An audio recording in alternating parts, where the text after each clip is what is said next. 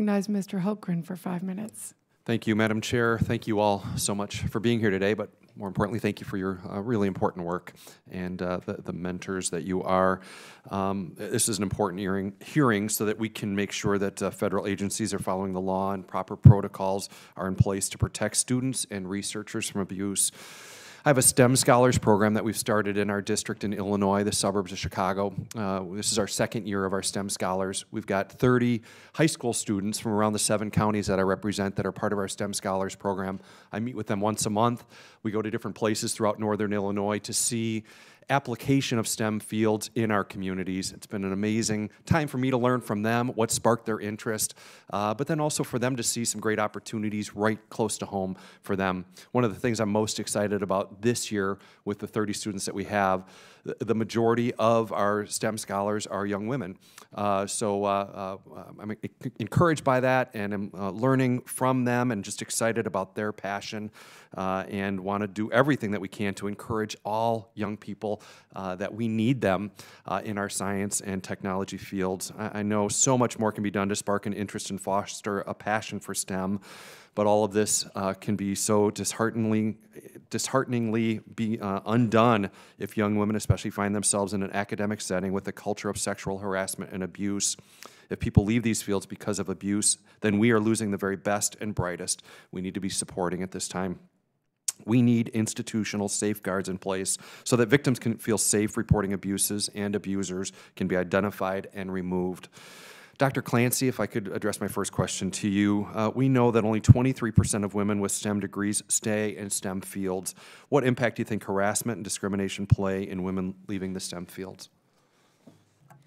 Unfortunately, I think it explains most of it. You know, for a while, a lot of folks tried to make the claim that motherhood is the reason that a lot of women don't stay in science because the nature of the job is so difficult, and really that just hasn't been borne out. I, in fact, have I'm a breastfeeding mom, and my daughter is in the next room right now. I had to bring her with me in order to come to this hearing. So I don't think that motherhood is what's holding women back in the sciences. I really think it's the daily indignities of being told that you are less than. And again, I want to emphasize that a lot of times these experiences are you know, small incivilities and small slights. So it's how exactly do you report a systemic problem where you're always the one asked to take notes at the faculty meeting, or you're always the one asked to make the coffee, or you know, or you're always the one who's ignored or left off the emails, or somehow not given access to a really important piece of equipment.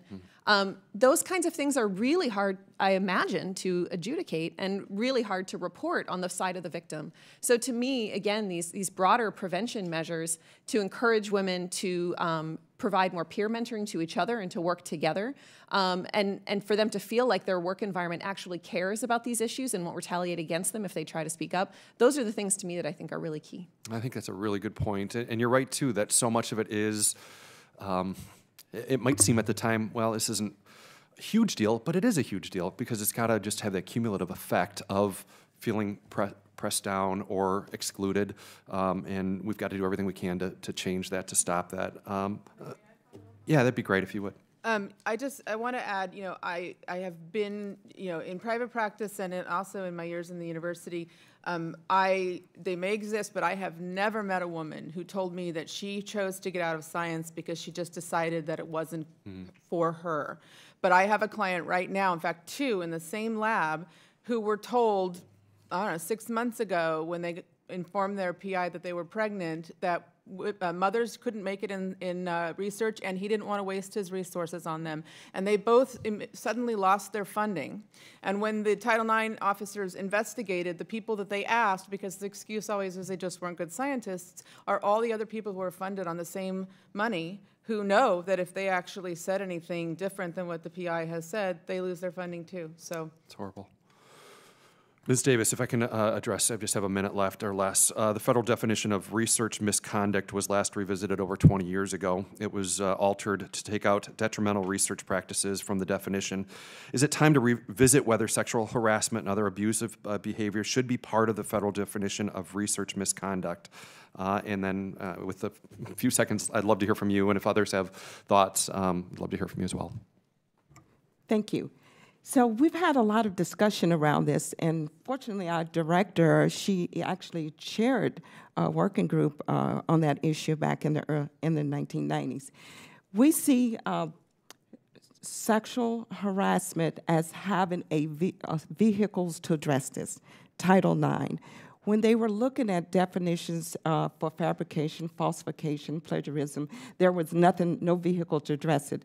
So we are not taking anything off the table. We looked at what's within NSF's scope, and some of these things they cross the whole federal sector as it relates to research. But the thing that we were concerned about, having a consistent way of handling sexual harassment. So if you have some parts of it in the research misconduct area being handled and other areas where there's sexual harassment issues handled outside, it could possibly strip down the law, so we were concerned about that. And so those are some of the things we talked about, saying right now it seemed like our energies would be better suited doing something swiftly that we could do now, and then look at what we can do across agencies. Well, I've run out of time. If I could add, yeah, please, sure. I would say that we're extremely proud that our policy that was approved in September of last year defines harassment, bullying, and discrimination as scientific misconduct. Thank you. Again, thank you all so much. I've got probably 10 more questions I would love to ask, but just 5 minutes goes by way too fast, or 6 minutes, 20 seconds goes by way too fast. But I may follow up in writing if that's okay. And we really do want to help. We need you.